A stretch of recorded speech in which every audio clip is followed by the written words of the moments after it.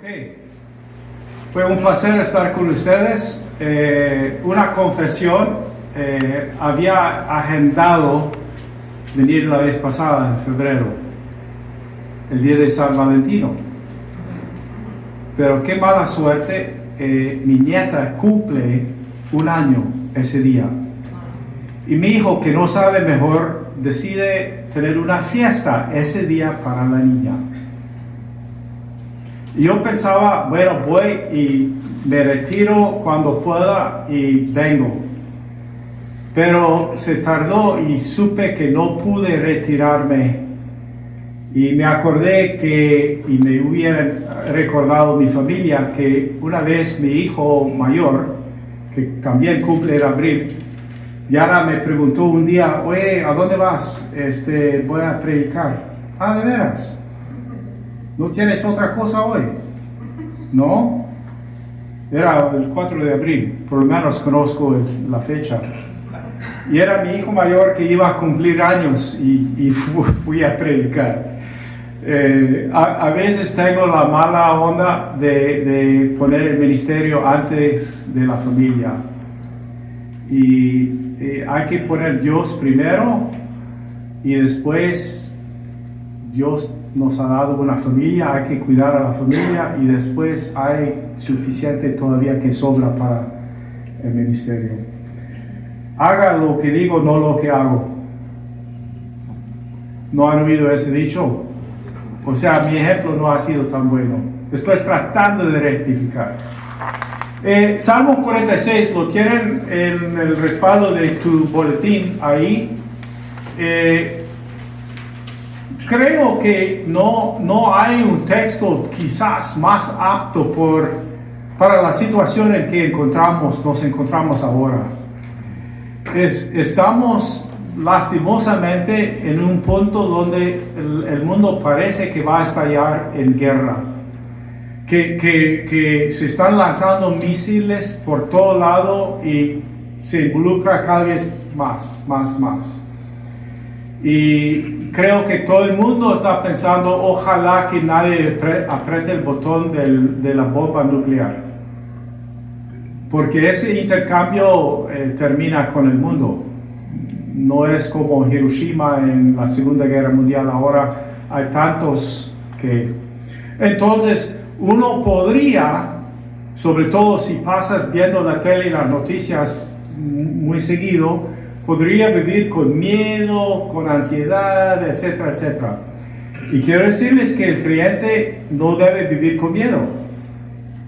Entonces quiero presentarles este salmo esta noche y quiero como propósito secundario mostrarles cómo leer un texto y ver lo que el texto también nos quiere decir con la gramática, con el orden de las cosas, con las palabras repetidas, etc.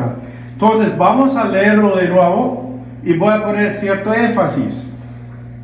Dios, está bueno que empieza con Dios. No empieza contigo, ni conmigo, con nadie. Dios es ¿qué? Nuestro refugio, nuestra fortaleza, nuestra segura ayuda.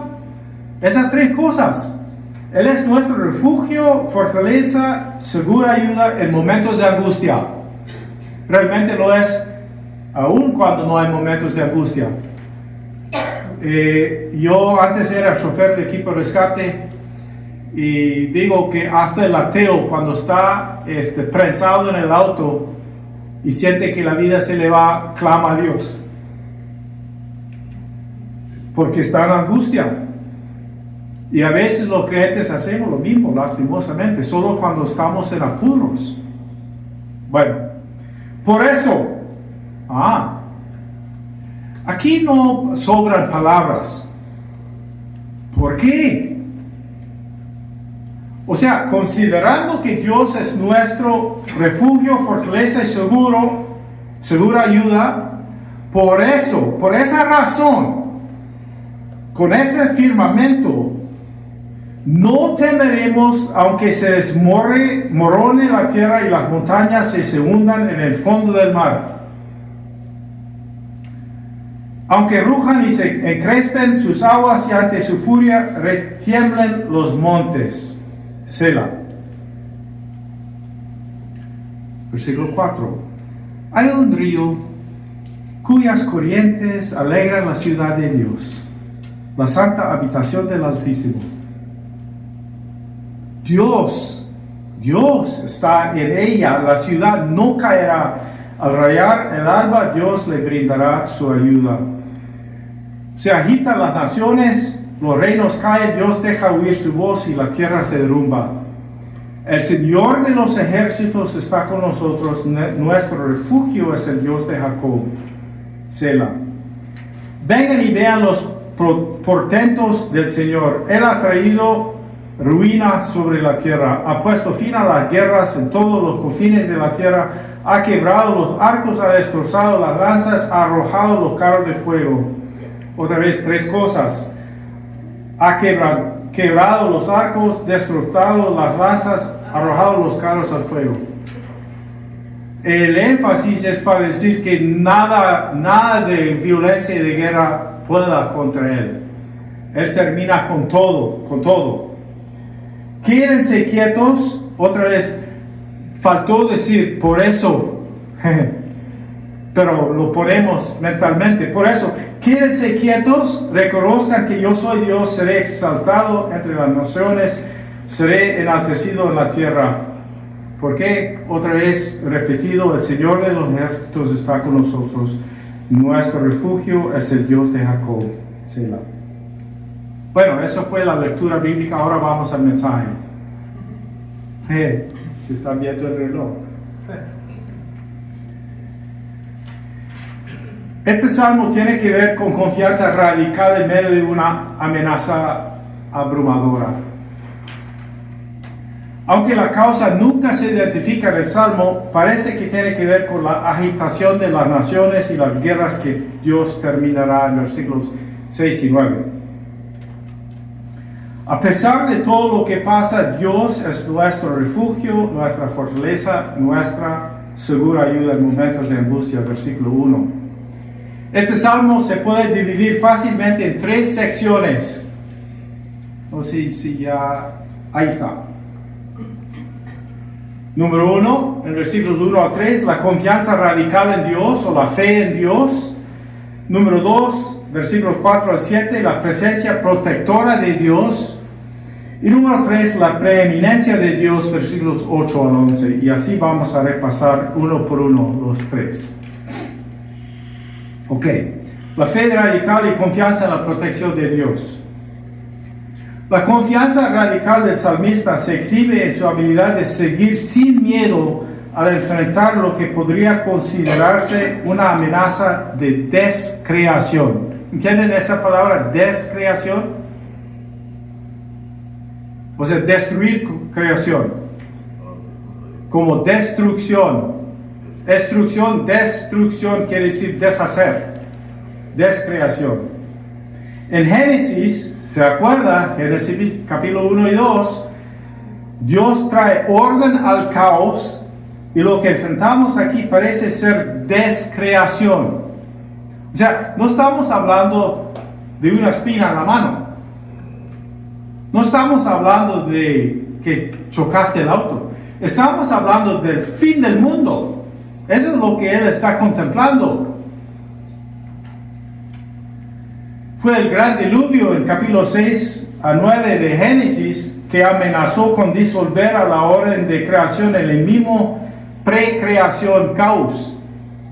Porque recuerdan que las aguas tomaron todo, no quedaron en su lugar. Y ese diluvio permitió a las aguas exceder a sus fronteras. Aquí en Salmo 46, la existencia humana también estaría amenazada con disolución si las aguas tuvieran la capacidad de hacer tumbar a las montañas al mar. Entonces, lo que el salmista quiere que imagine es el fin de la civilización. Es lo que está contemplando. En medio de esta amenaza, tan extrema, el salmista afirma tener una confianza radical en Dios que permite que contemple el fin de la creación misma sin miedo. Entonces, ¿cuál es tu miedo?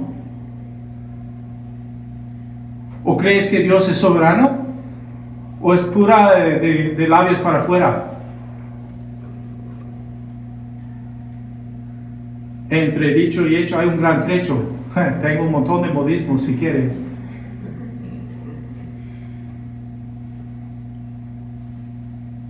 Pero tenemos esa tendencia de perder fe y confianza por cualquier cosa.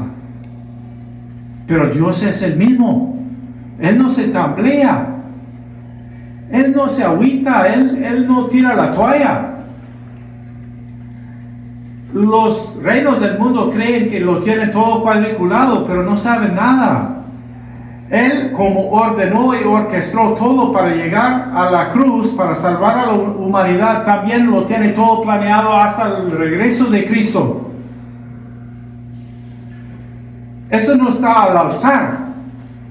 No está, a ver, déjame ver. No. El pueblo de Dios está seguro bajo la protección de Dios. Aun si el mundo fuera a colapsar, Dios está presente para proteger, dar refugio y ayudar. Esos son los primeros 3 versículos.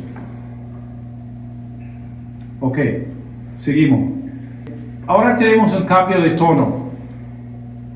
Versículo 4 en adelante.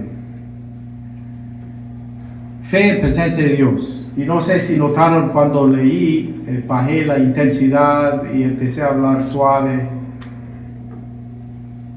El humor del poema cambia notablemente al moverse al otro lado de la primera cela a la segunda parte del poema, o la segunda estrofa si quiere. Del caos de las aguas y las montañas nos encontramos en una descripción pacífica de la ciudad de Dios con ríos de agua que alegran. El agua en su lugar, el río que alegra la ciudad, que provea para la vegetación, etc. Es un escenario de pura paz. El río es casi plácido en contraste con las aguas abrumadoras en los anteriores versículos. O sea, aquí el salmista nos pinta un contraste enorme.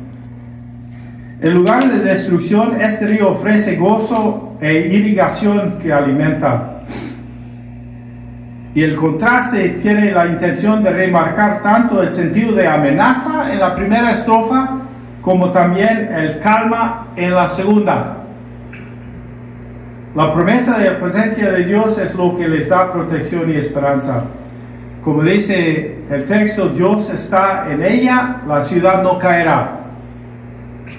Es una aceptación de confianza absoluta, pero tiene que ser acompañado con obediencia y lealtad al pacto. No es un amuleto. Voy a salir un rato para algo. Esto los judíos podrían tomar como Jerusalén, la ciudad de Dios, protegida, nada le va a pasar. Bueno, fueron al cautiverio, a Babilonia, porque no fueron fieles al pacto. Entonces, a un nivel más próximo, no es cierto. Dios tuvo que disciplinar a su hijo, tanto como los buenos padres hacen con los suyos. Dios usa el sufrimiento para madurar. Pero por otro lado, podríamos estar pensando en la ciudad de Dios, la nueva Jerusalén. Que en Apocalipsis dice que la nueva Jerusalén va a bajar el nuevo cielo y la nueva tierra juntos. Y la nueva Jerusalén, la ciudad de Dios ahí. Y ese sí, nada va a pasar. Eso está fijo. Las promesas de Dios no hay que usarlas como un amuleto. Algunos han estado en un camión en América Latina, en México, en alguna parte. Ya saben a lo que me refiero. Muchas veces veo el chofer con una cruz, con Jesús ahí al lado, mientras maneja. Y yo me pregunto, sin decir nada, porque no quiero ofender, ¿usted vive como Dios quiere?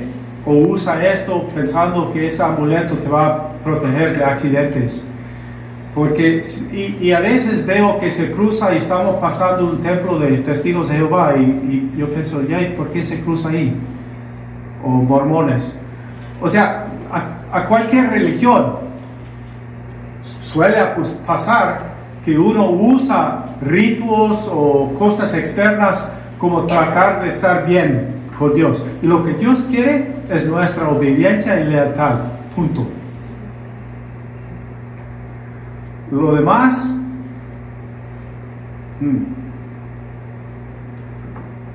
es como ir a ice fishing cuando el hielo está ralito. No es buena idea. Diferente que las montañas en el versículo 2 que se caen al mar, la ciudad de Dios está reforzada por la presencia salvadora de Dios y no caerá. Ya que Dios es una ayuda segura, presente, les ayudará pronto, como dice el texto, al rayar el alba, o sea, en la madrugadita. Como las aguas abrumadoras, las naciones también pueden levantarse y agitarse, pero todo caen ante la voz de Dios, versículo 6. La voz de Dios, fíjese que solo con la voz Dios hace muchas cosas. ¿No fue en Génesis 1 que hizo la creación con la voz? Ha hecho muchas cosas con la voz. La autoridad de la voz de Dios. Y Jesús se paró en una lancha, los discípulos miedosos porque se iban a ahogar. Y Cristo, oye, ¿cuál es el miedo? Dijo, silencio. Y se calmó la tempestad. La voz de Dios. Él tiene autoridad sobre toda la creación. Punto. Esta segunda sección del poema concluye con la primera declaración de un refrán que se repite al final del Salmo. El Señor de los ejércitos está con nosotros, nuestro refugio es el Dios de Jacob, versículos 7 y 11. Entonces, ese nuestro Dios está con nosotros. Lo vamos a ver 3 veces en el Salmo. Una vez al principio del Salmo, una vez aquí en la segunda estrofa y al final de la tercera. A propósito, ¿no es importante? Si lo repite 3 veces, quiere que no lo olvidemos. Esta énfasis en la presencia de Dios con su pueblo como fortaleza se liga a la afirmación al principio del poema, el versículo 1, que Dios es refugio, fortaleza y segura ayuda. Aún catástrofes que tambalean al mundo son como un río mantenido entre sus bordas, designado para el gozo de la ciudad donde Dios habita. Ok, la tercera y última estrofa. Versículos 8 al 11. Esto lo llamo fe en la preeminencia de Dios. Esta última sección continúa con el tema de confianza en Dios que se introdujo al principio del Salmo, en el versículo 1. Y se renovó en el primer refrán, versículo 7, como acabo de decir. La invitación, vengan y vean los portentos del Señor, introduce una serie de líneas paralelas que describen acciones militares y de violencia. Y eso es lo que estamos viendo en el mundo. Primero era la creación, en las aguas y la montaña, ahora es la guerra del ser humano.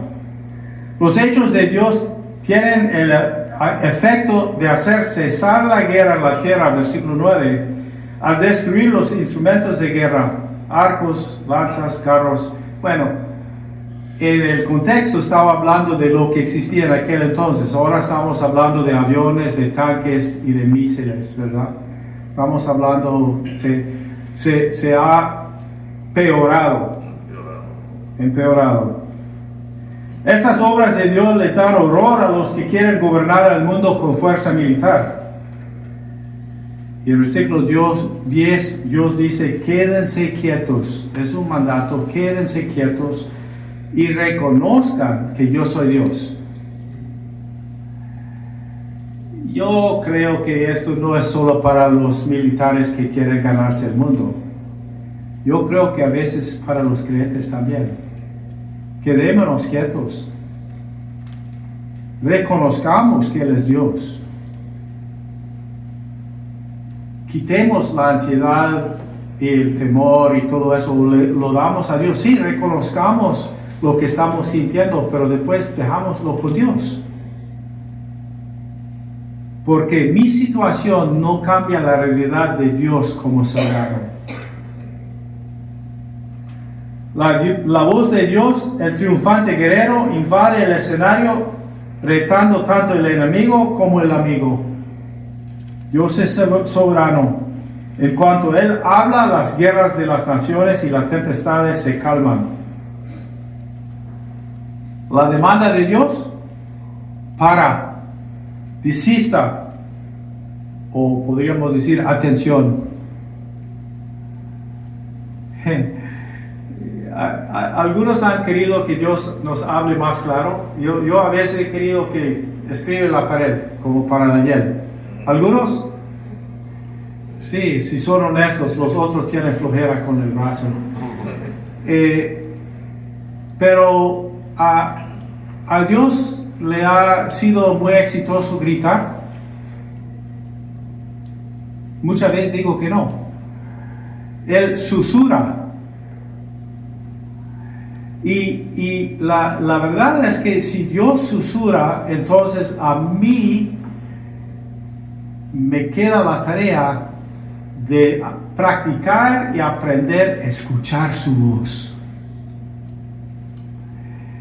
Y cuando tengo todo el ruido del mundo, del trabajo, de este, del otro, alrededor, el sonido blanco, como llamamos, muy difícil escuchar esa voz.